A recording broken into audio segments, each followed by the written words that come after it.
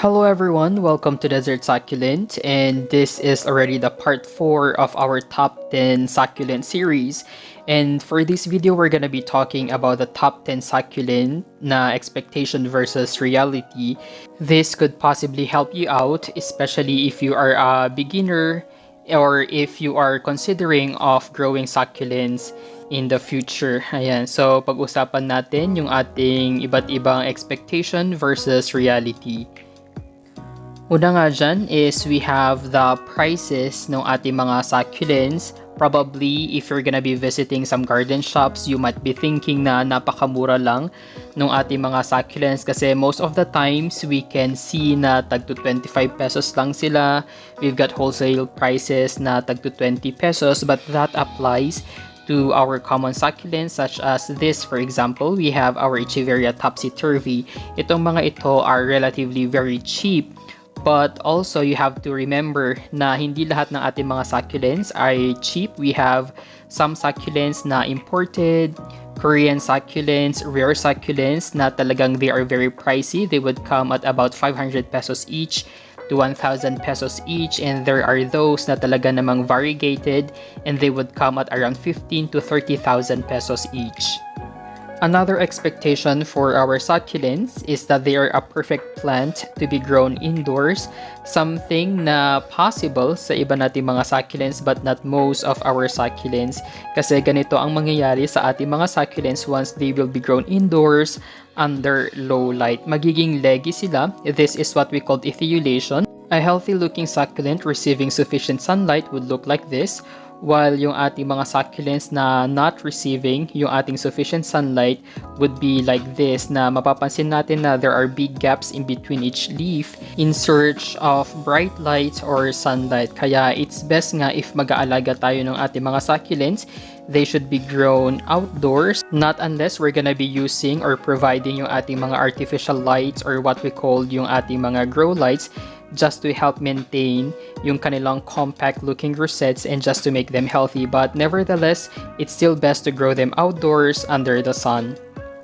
Third in our list is that our succulents can grow in any soil, something na hindi possible kasi yung ating mga succulents, they really require a specific na soil mix for them to thrive and survive. So it means that we need to invest in a good quality na potting mix for our succulents, and that also means money. Syempre, mapapagastos din tayo kaka-invest ng ating soil mix sa ating mga succulents. Unlike sa ating mga ibang ornamental plants na kahit na anong soil would be best for them, pwede lang tayong maghukay sa likod ng ating mga bahay and that's already enough na maging soil mix or medium ng ating mga plants. But sa ating mga succulents, ibahin natin sila kasi if for example, we're gonna be using those na mga clay soil, ayan, so they really have a poor drainage and therefore it won't be an ideal na soil sa ating mga succulents.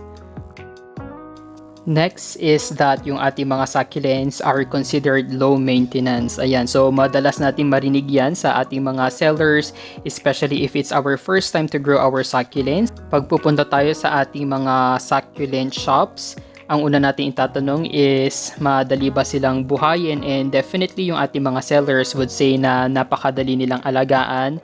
Ilagay lang natin sila sa araw, diligan lang ng konti, and that's it. But in reality, medyo mahirap alagaan itong ating mga succulents. Hindi sila pare-pareho. We have a lot of varieties ng ating mga succulents and each of them would definitely require a specific care need. And sometimes nga, for example, we also need to apply yung ating mga fungicides just to prevent or treat them from any fungal infection. So something na additional expense na naman para sa atin kasi itong ating mga fungicides, we also need to buy them and hindi lang sila basta once a year. Sometimes we need to apply it 3 to 4 times a year, including yung ating mga fertilizers.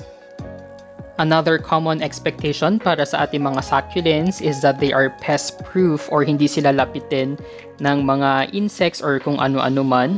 But in reality, they are very prone to such things. Like for example, here sa ating specific na succulent na ito, ang nangyari sa kanya is that nagkaroon ng caterpillar, kaya nagkaroon siya nitong ating mga bite marks sa leaves niya, not only one but for our entire plant.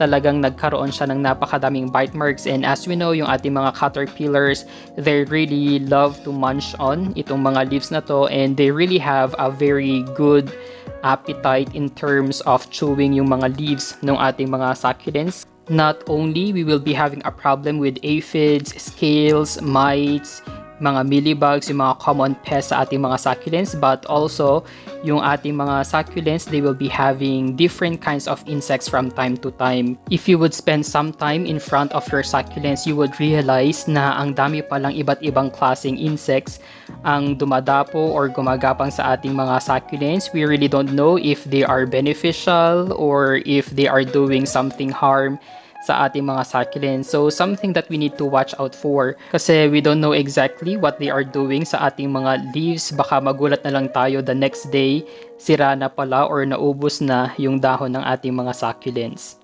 Our sixth in our expectation is yung watering na ating mga succulents. It seems simple to hear or know na dapat diligan lang sila once completely dry na nga yung kanilang pinaka-soil. But syempre, there are times na we do overwater yung ating mga succulents, and as a result, ganito nga ang possible na mangyari sa ating mga succulents kasi if we keep on watering them, definitely yung kanilang mga leaves won't have enough storage sa kanilang pinaka-cells, and therefore what happened is that naging mushy na yung kanilang leaves and eventually they would fall off, kaya parang nakalbo na itong succulent na to, and eventually nga it will rot if too much yung water na nare-receive nila. Something na mahirap iwasan, especially if your succulents are located in a rain or shine area or talagang exposed sila sa ating mga elements, and therefore talaga yung watering should be controlled or else you will be having a lot of casualties in your succulent collection. Napakaganda rin tignan yung ating mga succulents if they are in an arrangement or dish gardens. But sometimes we tend to forget na dapat pala, if we're gonna be making a succulent arrangement, they should be having the same care need. Like what we did here in this arrangement, we have yung ating Forever Rich dito sa pinaka-gilid, and what's wrong with this kind of arrangement is that napakabilis niyang mag-dry or ma-dehydrate, especially during the summer months.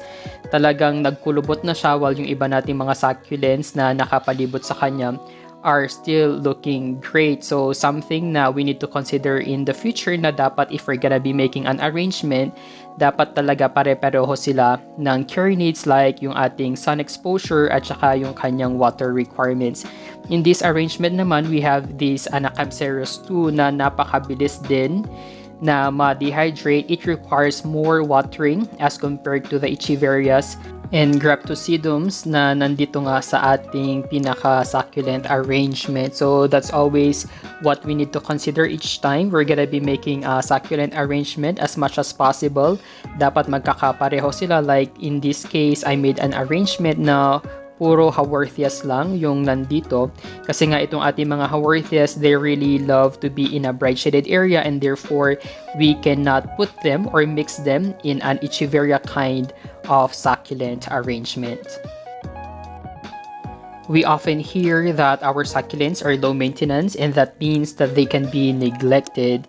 But in reality, hindi natin pwedeng i-neglect yung ating mga succulents. Kasi there are those talaga na very sensitive in just 1 day or 3 days time na in-ignore natin sila or we didn't check on them. The next time we see them, they are not already in their good condition. Ayan, so sometimes may mga succulents tayo na nailagay lang natin siya under full sunlight, then na sunburn na siya agad, while there are those succulents na kahit na naka-full sun sila, kahit naka-rain or shine sila, they will just continuously thrive. And also another example is, for example, may mga bagyo tayo. Definitely, we need to secure yung ating mga succulents. Sometimes I bring them indoors just to keep them safe. So in other words, talagang medyo mahirap and matrabaho mag-alaga ng succulents. If we will be neglecting our succulents today, then tomorrow we're gonna be regretting what we did. One thing nice about our succulents is the way how they grow and propagate on their own. Yung ating mga succulents kasi, each single leaf would be producing an adult or mature succulent if we're gonna be providing it the right living conditions and the time it needs to grow. But there are those na mga succulents na talagang napakabilis nilang dumami. And if you are someone who's not ready na magkaroon ng madaming offsets or succulents in a short period of time, then definitely mamomroblema kayo kung saan nyo ba ilalagay yung inyong mga succulents kasi they really require a lot of space in your garden or in your house. So that's something that you need to reconsider before growing itong mga succulents. If may mga succulents tayo na mabilis dumami pero at the same time meron din tayong mga succulents na mabilis mang-iwan or mamatay like what we have here, yung ating bare paws na succulent. Naulanan lang siya, then I noticed unti-unti na siyang naglagas until right now, ayan na ang nangyari sa kanya. We cannot really revive it or save it anymore. Last but not the least is that yung ating mga succulents are not addictive. Definitely this is not true kasi ang reality is that once nagkaroon ka ng isang succulent and you were able to successfully grow it, the more that you will be convinced na mag-alaga pa ng ibang succulents. Like most of you watching this video right now, before we only have 2 in our collection, yung ating rose cabbage and our jelly beans. But as time goes by or passes by, we got interested in having more succulents. Napakadaming varieties na pagpipilian. Dati tuwang-tuwa na tayo na magkaroon ng common succulents sa ating collection until may nakita tayo sa mga Facebook groups or sa YouTube na may mga uncommon succulents sila. Then, we have yung ating mga rare succulents, Korean succulents, even yung mga imported succulents na nga na medyo pricey yung kanilang mga prices, but still, we are trying to invest our money just to have those kind of succulents. Aside from collecting nga yung iba't ibang klase ng mga succulents, meron din tayo syempre yung mga pots, diba? Sometimes, we are no longer happy with our pots and we just wanted to buy and invest in more expensive and more beautiful ceramic pots. So, syempre, that's another budget na kailangan nating pag-ipunan if we're gonna be growing our succulents. So, therefore, it's truly addictive to have or grow itong ating mga succulents. And that's all for our top 10 expectation and reality ng ating mga succulents. Thank you guys for watching. Don't forget to like and subscribe to our YouTube channel. You may also visit our Facebook page at Desert Succulent PH.